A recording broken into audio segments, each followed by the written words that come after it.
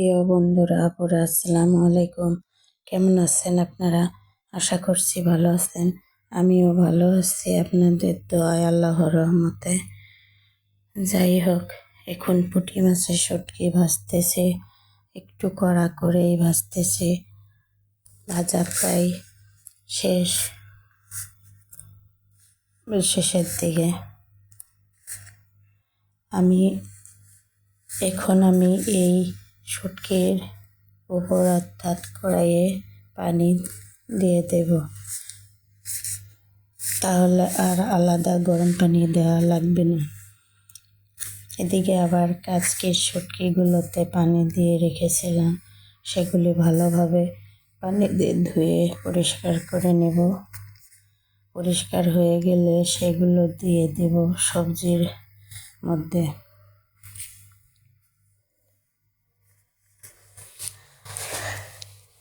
একটু ভালোভাবে ধুইতে হয় পরিষ্কার পানি দিয়ে, তাহলে শুটকিগুলো ভালোভাবে পরিষ্কার হয়, দেখতেও সুন্দর হয়, খাইতে কোনো রকম ময়লা থাকে না, অনেক ধরনের ধুলাবালি থাকে। তো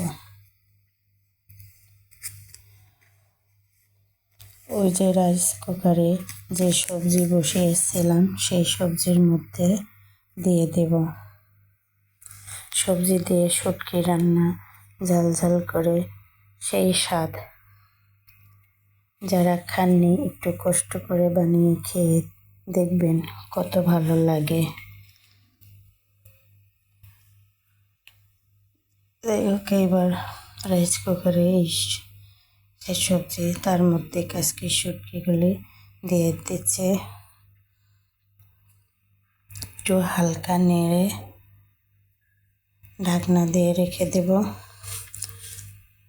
আবার এদিকে পুঁটি মাছগুলো